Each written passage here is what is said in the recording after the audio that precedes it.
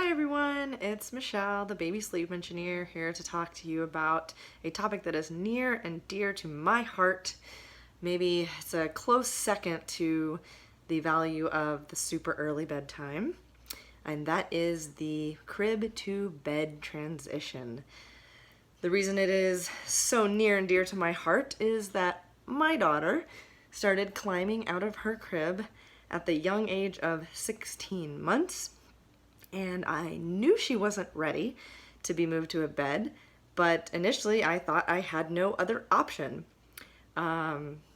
She is almost 3 years old, so it's been about a year and a half since she climbed out for the first time, and she is still happily sleeping in a crib.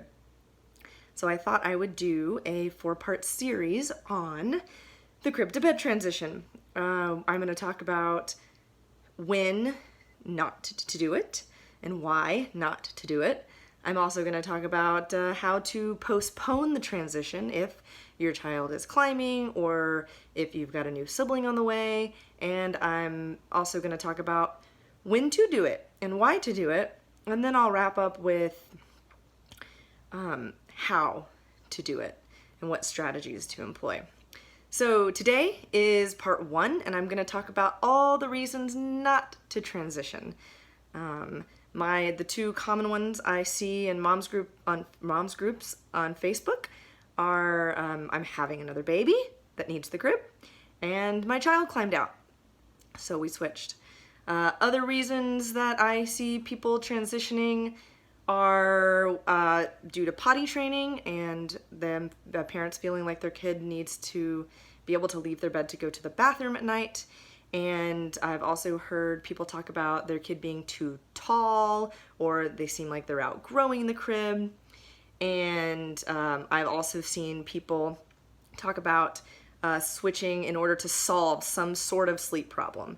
And there's this idea that if I move them to the bed, maybe that will improve their sleep. None of those reasons are good reasons to transition to a bed.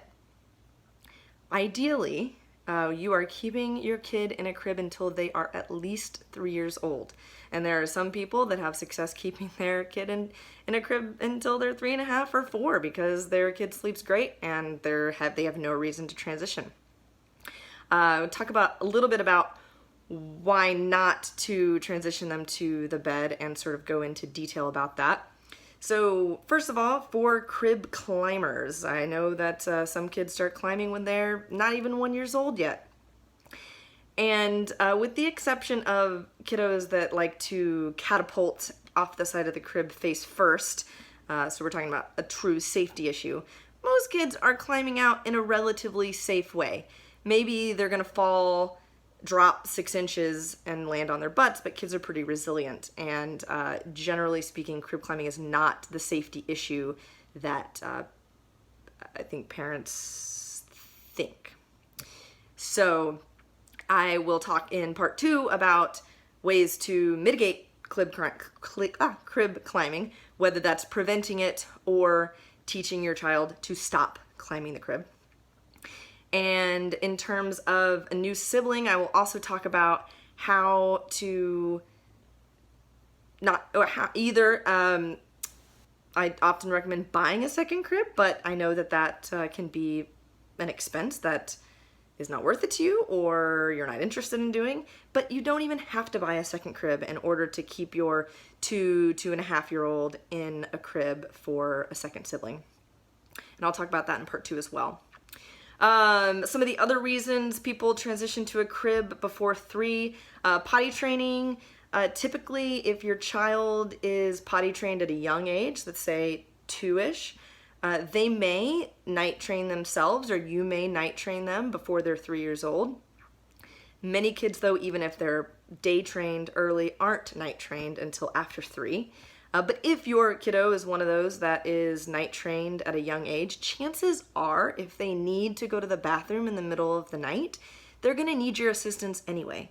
So moving them to a bed doesn't really get you more sleep if they're not autonomously, if they're not doing everything by themselves, if you can't trust them to wipe appropriately, and if they're gonna want you to take them to the bathroom anyway, you may as well keep them in a crib and take them out of the crib to go to the bathroom and put them back in. For those who have a particularly tall child and are worried that their child is outgrowing the crib, I would not worry about that. So crib length is about 51 and a half, 52 inches long. And that is about the height or the length size of the average 8-year-old. So my guess is there aren't many or any 2.5, even 3-year-olds that are close to this size. And just to put this into perspective, the average queen or king mattress is about 6.5 feet long. And so, which means the average adult male is going to have 6 to 8 inches at the end of the mattress they sleep on every day.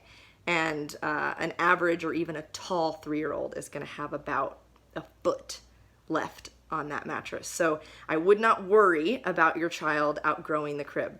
Same applies for pack and plays. I know a lot of people say, well, they fit great in the crib, but they're too tall for the pack and play. So I'm gonna have to stop using the pack and play when I travel, and therefore I may as well ditch the crib altogether. Kids tend to curl up, and unless your child is complaining that they're uncomfortable in the pack and play, also would not worry about that. And just a side note about traveling, sometimes you have to use different, I'm sure if you've traveled with your kid, you know you have to use different rules with the crib when traveling versus being at home. So if first you don't have a pack and play, if they are truly too tall for the pack and play, you can have them sleep in a bed while you travel and still go back to the crib when you get home. Kids are smart. They recognize different caregivers, they recognize different environments, and they recognize that there are different rules based on where they are and who they're with. So if you have to have them sleep in a bed while you're traveling, that does not mean you need to make the switch at home.